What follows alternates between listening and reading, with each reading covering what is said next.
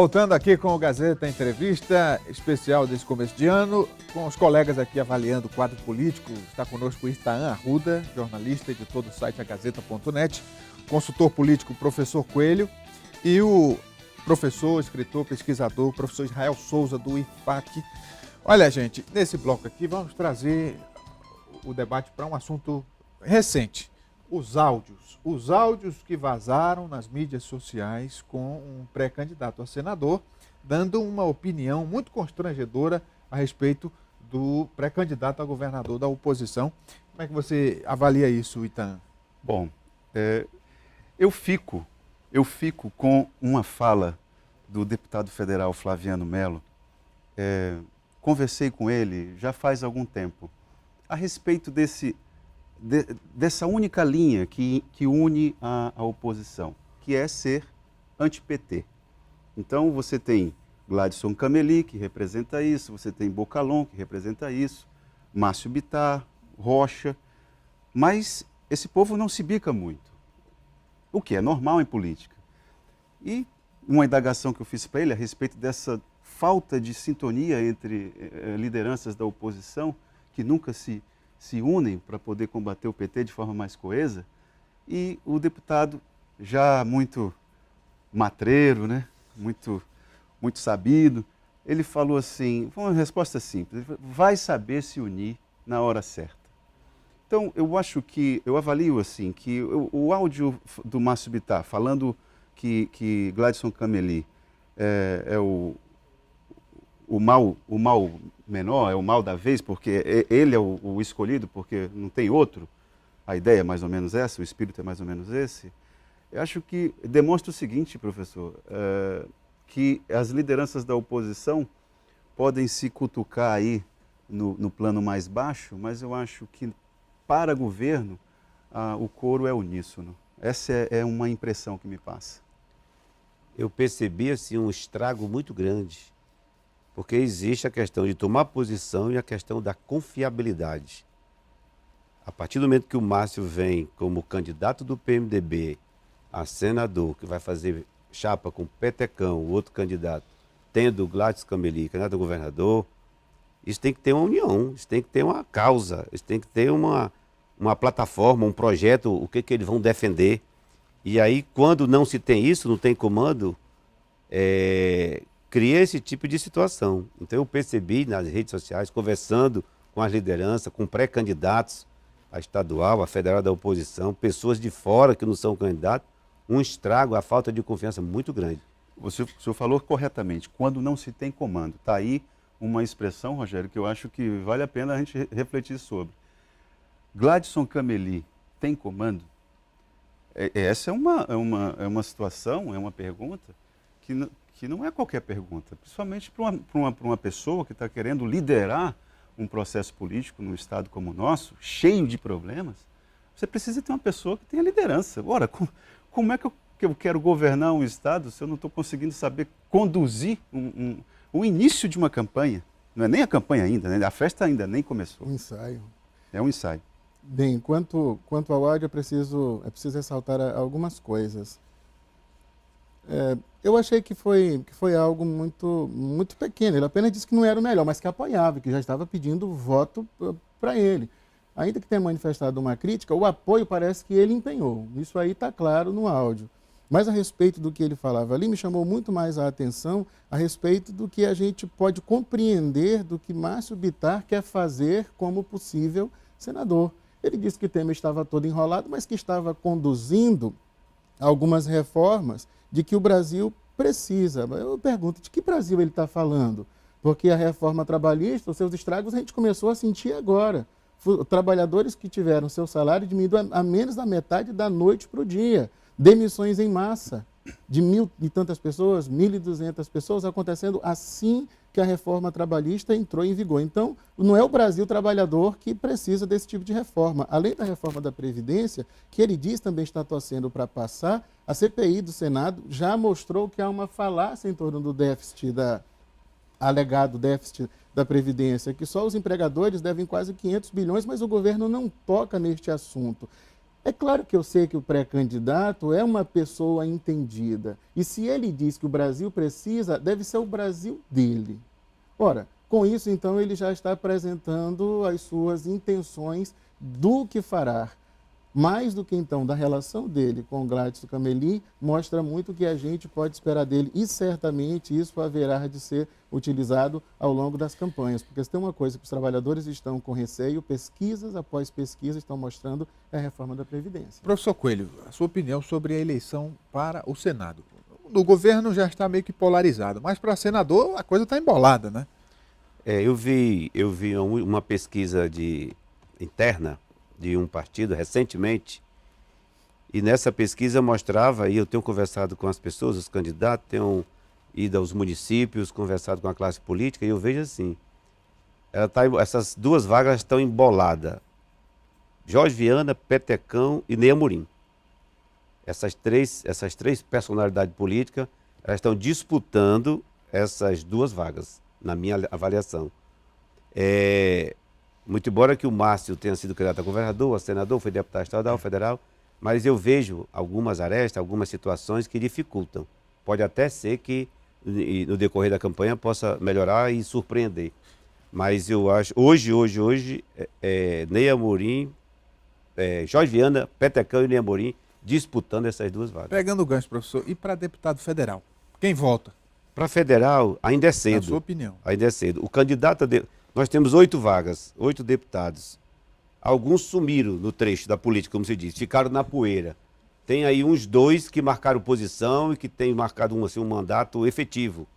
Outros estão no banho-maria, mas eleição de federal, quem tiver um grupo político bom, coeso, e a estrutura, tem condições de voltar.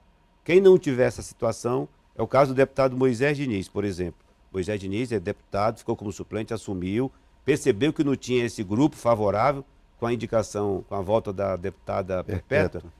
O Moisés não é nem candidato mais, este ano de 2018. Então, quem tiver essa estrutura, porque na verdade, como o professor colocou, a sociedade está atenta, eles estão sabendo o que está acontecendo.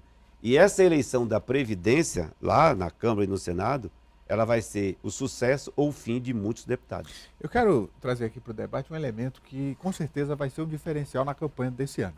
As redes sociais, as mídias sociais, os sites de notícias, os grupos de WhatsApp, as redes Facebook, Instagram. Você que é do ramo, Itan, você está lá no site e tal. Como é que você vê isso?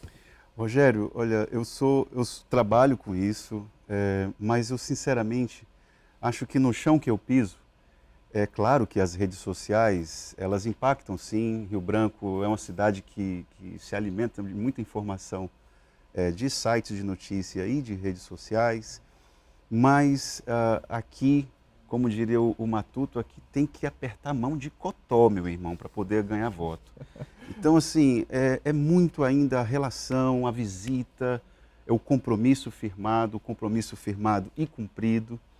Então, eu acho que essa velha relação ainda vai dar o tom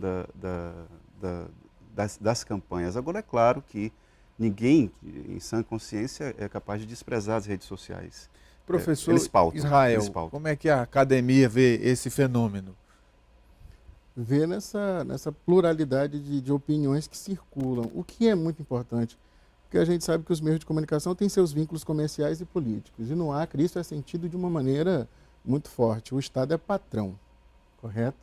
E as redes sociais permitem a circulação das ideias e das críticas. A TV ainda vai desempenhar um papel importante nessa eleição e também nas outras, porque as redes sociais são acessadas muito pela juventude.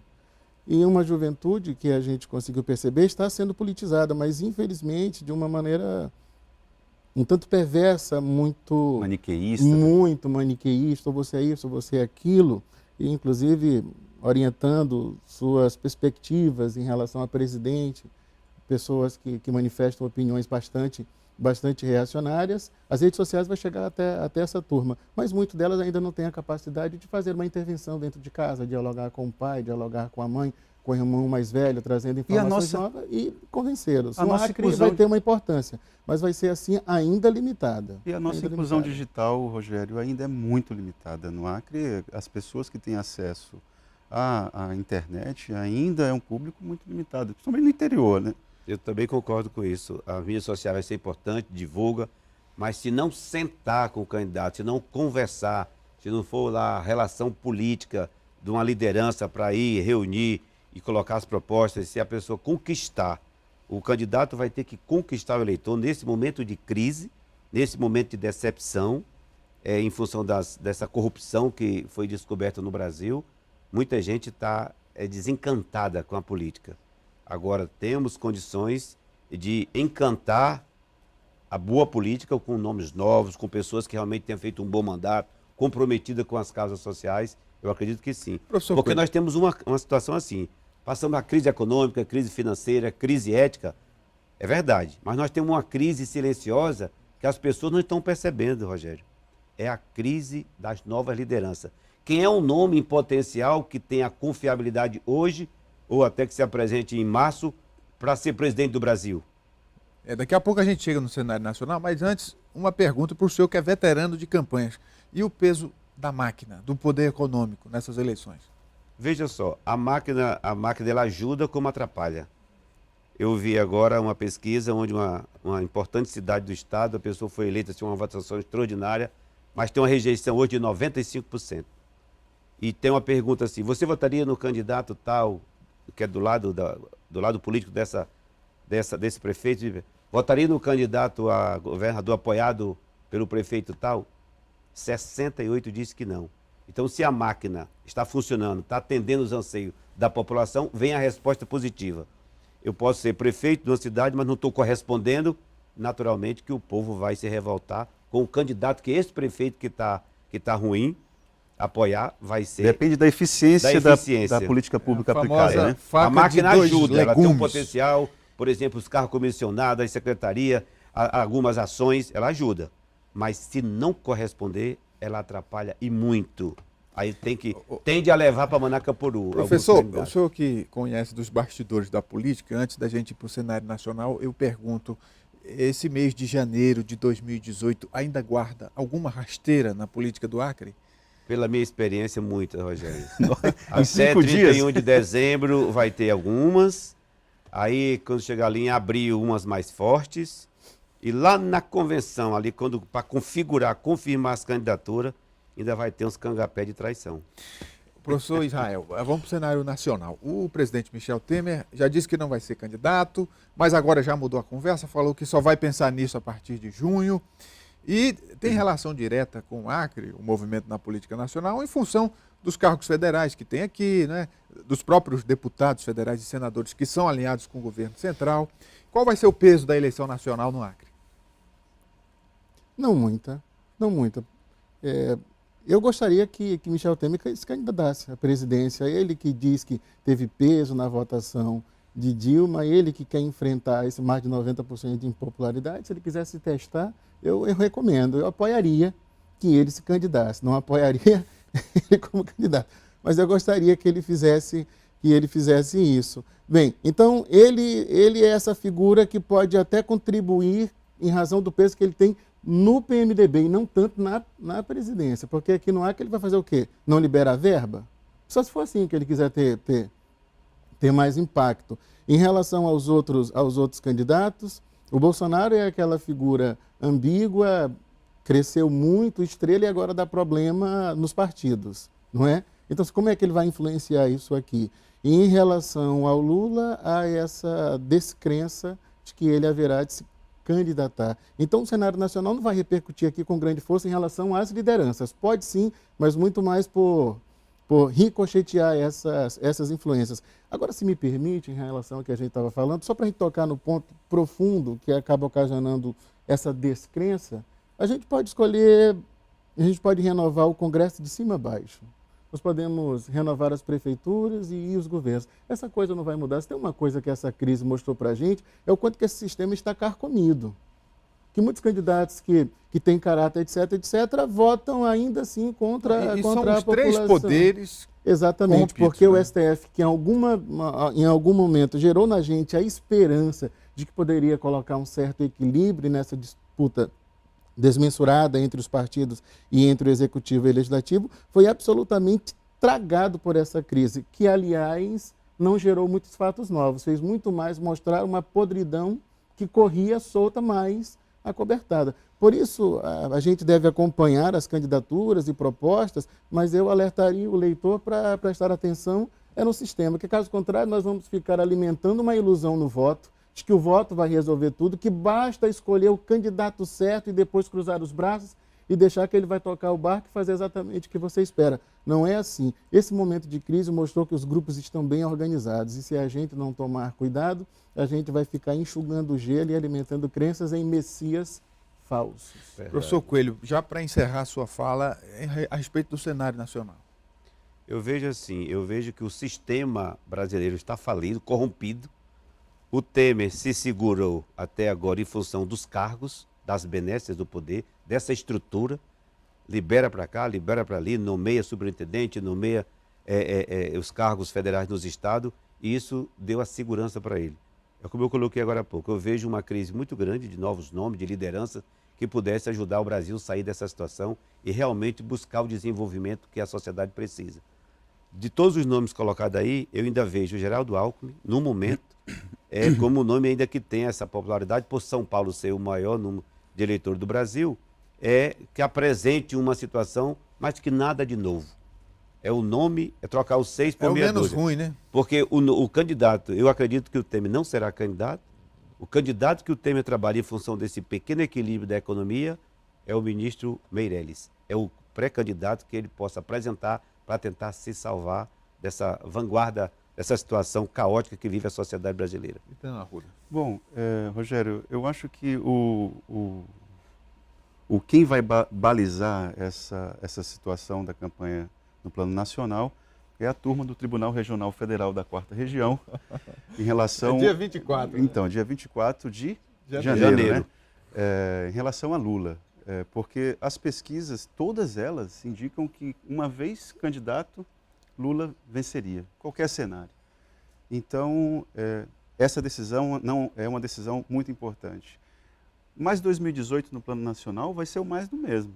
Vai ser PT, PSDB e o pessoal da rede falando que não é polarizado, que existe uma terceira via fundamentado em questões programáticas. O Acre vai estar representado com a Marina Silva. Com a Marina Silva, mas há um aspecto que eu tenho certeza que nem o professor Coelho, nem o professor Israel concordam, mas o que a gente precisaria alimentar é essa ideia de que o voto ele é um exercício contínuo, né?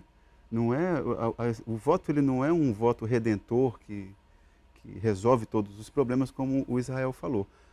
Mas ele precisa, por isso mesmo, é que ele precisa ser um voto mais racional.